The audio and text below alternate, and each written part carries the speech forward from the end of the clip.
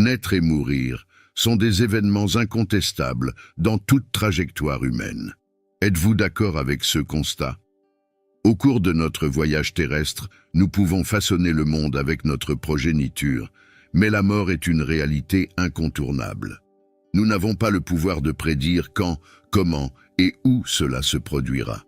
La seule certitude est qu'à un moment donné, nous entrerons dans une phase inconnue dont personne ne reviendra. Pour ceux qui cultivent une connexion permanente avec le divin, il y a l'espoir d'une rencontre céleste. Mais quelle certitude avons-nous réellement? L'étude des Écritures peut apporter des réponses pratiques à cette question. Même si cela semble simple, parvenir à la rencontre céleste est un chemin difficile. Cela demande des efforts face à l'adversité et une perception aiguë de la présence divine, cherchant Dieu pendant qu'il peut être trouvé, car le moment viendra où cette opportunité ne sera plus disponible. D'où l'urgence du repentir, car rien n'est éternel ici, pas même la chance de sauver l'âme.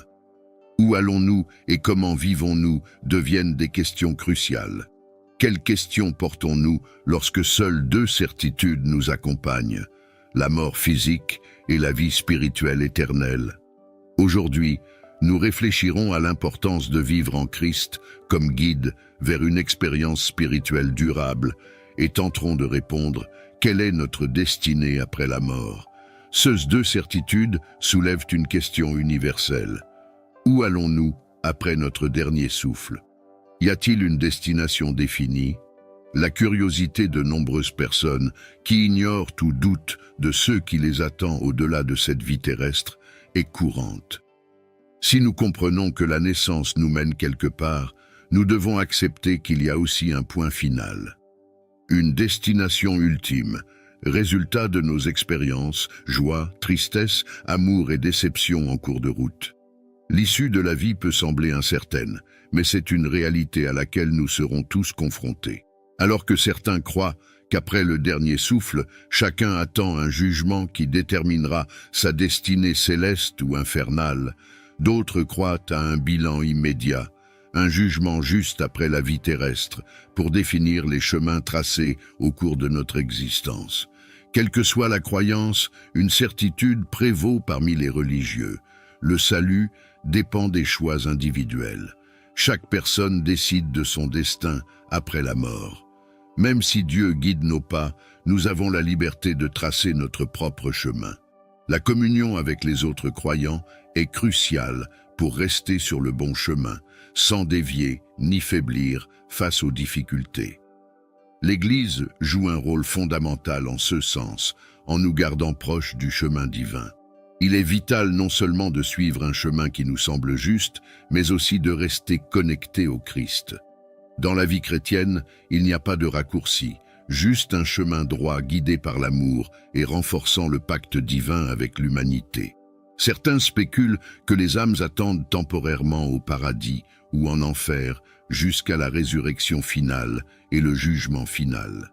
Cependant, la Bible nous enseigne clairement le destin des âmes de ceux qui ont la foi et vivent conformément aux enseignements divins.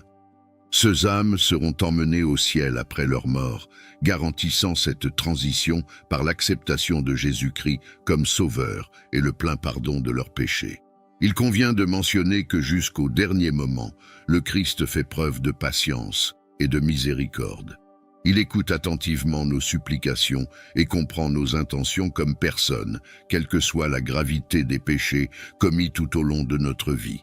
Ceux qui choisissent d'avoir la foi et d'accepter Jésus comme leur sauveur ont une place spéciale réservée au ciel. La mort est considérée comme une séparation du corps, mais l'esprit demeure en Christ, dans la demeure céleste du Seigneur. Dans le livre des Corinthiens chapitre 15, versets 50 à 54, nous trouvons ces mots. « Je veux vous dire, frères, que la chair et le sang ne peuvent hériter du royaume de Dieu, et que ce qui est corruptible ne peut hériter de ce qui est incorruptible. Je vous révèle un mystère. Nous ne dormirons pas tous, mais nous serons tous transformés, en un instant, en un clin d'œil, à la dernière trompette. Car la trompette sonnera, les morts ressusciteront incorruptibles, et nous serons changés. Car il faut que le corruptible soit revêtu d'incorruptibilité et que le mortel soit revêtu d'immortalité. Quand le corruptible se sera revêtu d'incorruptibilité et le mortel d'immortalité, alors la parole qui est écrite s'accomplira. La mort a été engloutie dans la victoire. Dans Thessaloniciens chapitre 4, versets 13 à 17, nous trouvons une description de la résurrection qui attend tous les vrais et fidèles croyants, où ils recevront des corps glorifiés. Je veux clarifier, frères, afin que vous ne restiez pas dans l'ignorance au sujet de ceux qui sont décédés, afin que vous ne pleuriez pas comme ceux qui n'ont pas d'espoir. Car si nous croyons que Jésus est mort et ressuscité, nous croyons aussi que Dieu ramènera ceux qui sont morts en Jésus. Je dis cela sur la base de la parole du Seigneur. Ceux d'entre nous qui sont vivants à la venue du Seigneur ne partiront pas avant ceux qui sont déjà décédés. Le Seigneur descendra du ciel avec un cri, la voix de l'archange et la trompette de Dieu, et les morts en Christ ressusciteront les premiers. Alors nous qui sommes vivants et vivants serons enlevés avec eux dans les nuées pour rencontrer le Seigneur dans les airs, et ainsi nous serons toujours avec le Seigneur. Ce passage révèle que bien qu'il y ait la mort dans le corps, il n'y a pas de mort dans l'esprit, et que tous ressusciteront au coup final de la trompette, mais pas tous de la même manière. Dans les Corinthiens, la parole de Dieu est sans équivoque. La corruption n'aura pas de place, ce qui signifie que les pécheurs sans Dieu resteront là où ils sont, tandis que ceux qui ont une vie en Christ s'élèveront vers l'immortalité, où la mort est une victoire pour les esprits gardés par Christ. Nous trouvons un message similaire dans la lettre aux Thessaloniciens. Comprenez-vous le cœur de la foi dans la résurrection de Jésus? Cette foi nous assure que Dieu accordera une vie divine à tous les disciples du Christ. L'attente d'être rattrapé par le Seigneur dans les nuages n'est pas seulement une vision fantaisiste, mais une croyance qui doit être adoptée et attendue, offrant un passage paisible vers la mort dans les bras de Jésus-Christ. Dans cet événement futur, le corps et l'âme seront unis et transformés dans la gloire par l'Esprit pour une existence éternelle, comme le révèle Apocalypse 21 au versets 1, 3 et 4. Alors je vis un nouveau ciel et un nouveau ciel. Terre, car le premier ciel et la première terre avaient disparu, et la mer n'existait plus. Et j'entendis une voix puissante venant du ciel, disant, « Voici le tabernacle de Dieu avec les êtres humains. Il habitera avec eux, ils habiteront. Soyez son peuple, et Dieu lui-même sera avec eux et sera leur Dieu. Il essuiera toute larme de leurs yeux, et il n'y aura plus ni mort, ni tristesse, ni cri, ni douleur, car les choses anciennes sont passées. Loin, c'est la promesse divine d'un paradis où Dieu prendra soin avec amour de chaque croyant, créant un lieu libre de souffrance, de tristesse et de mort. Tout ce qui appartient au monde terrestre perdra de son importance pour ne laisser place qu'à la vie éternelle selon la parole de Dieu. Immédiatement après sa mort, un disciple de Jésus verra son âme emmenée au ciel par les anges de Dieu. Dans un récit biblique, Jésus partage l'histoire de deux hommes contrastant sur des aspects fondamentaux, leur position sociale. L'un était riche et l'autre pauvre, connu sous le nom de Lazare. Peut-être avez-vous déjà entendu cette histoire. Bien que ce ne soit pas l'objet principal du rapport, nous pouvons explorer sa lecture et son interprétation plus en profondeur. L'homme riche jouissait de tout le luxe, vivant une vie de confort et de richesse, tandis que Lazare, connu de tous, souffrait dans une extrême pauvreté, étendu plein de blessures à la porte de l'homme riche, n'aspirant qu'aux miettes qui tombaient de la table de l'homme riche. Et même des chiens venaient panser ses blessures. À un moment donné du récit, les deux hommes sont décédés, car quelle que soit notre trajectoire sur terre, la mort est une certitude inévitable. Dans la suite du récit de Luc, versets 22 et 23, nous voyons que leurs destins furent radicalement différents. Le mendiant mourut et fut porté par les anges dans le sein d'Abraham. Le riche mourut aussi et fut enterré. Dans l'Hadès, où il était tourmenté, il leva les yeux et aperçut de loin Abraham et Lazare à ses côtés. Lazare symbolise le juste et le bon, représentant son destin aux côtés d'Abraham après la mort. En revanche, l'homme riche, plongé dans les plaisirs et l'avarice durant sa vie terrestre, connut un sort moins favorable après sa mort. C'est l'une des grandes leçons de la Bible, qui montre que nos choix dans la vie façonnent notre destinée après la mort. La Bible nous donne des indications claires sur le rôle des anges de Dieu, et il n'y a aucune raison de douter des paroles sacrées sur l'existence de ces êtres, tant dans cette vie que dans l'autre. Les chrétiens sont entourés d'anges qui protègent et guident. Au moment de la mort, ils continuent d'être les gardiens des enfants de Dieu, les conduisant au ciel avec la promesse de la vie éternelle. Les anges jouent un rôle crucial dans les moments historiques et pertinents pour l'humanité, présents tout au long du récit biblique. Ils représentent l'engagement du Christ envers l'humanité, démontrant son amour et la force de son armée céleste. Dans les récits bibliques, les anges sont les protagonistes de différentes situations, qu'ils soient messagers ou guides.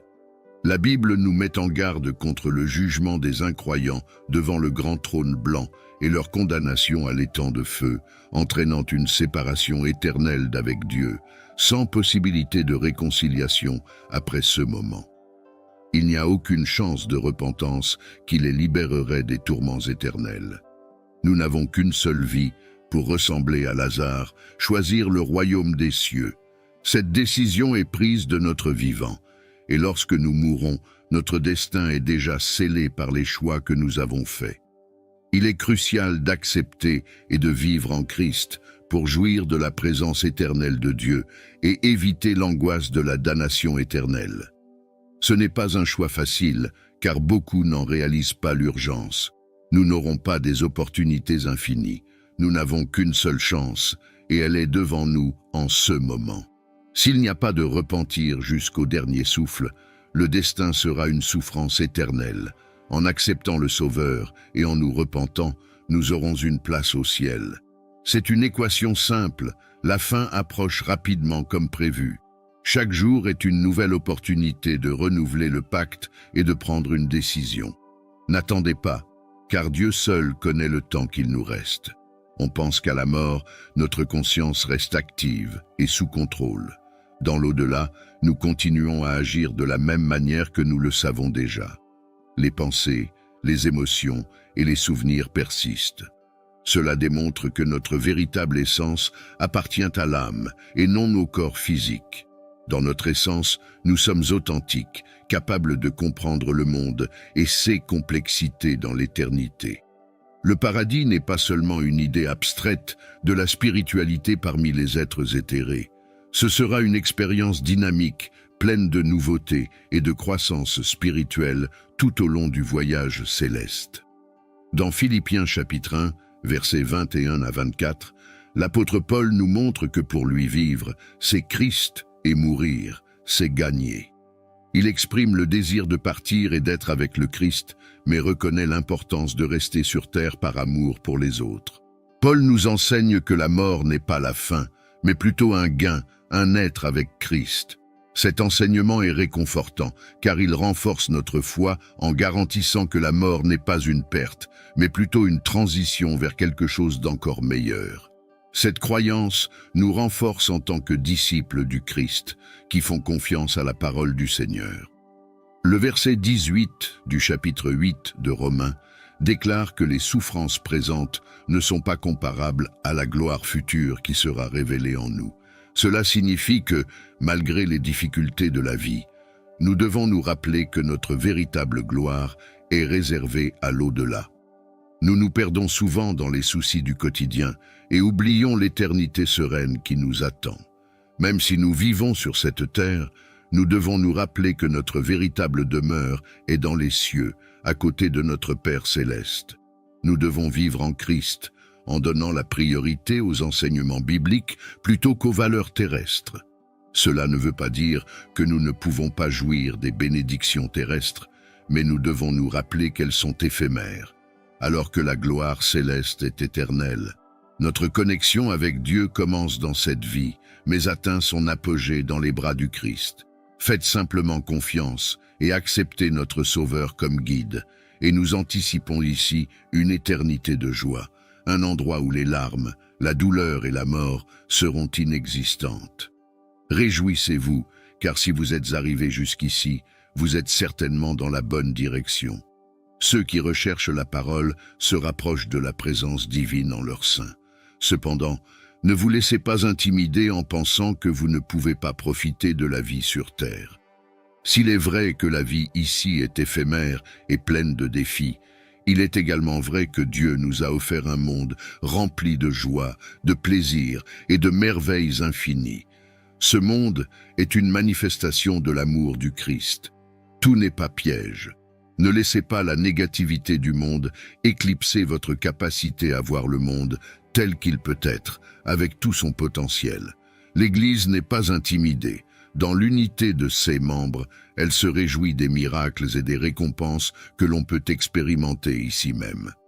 La promesse quotidienne de miracles par la grâce et le cheminement par la foi sont des raisons de se sentir heureux et reconnaissant pour le bref séjour dans ce monde.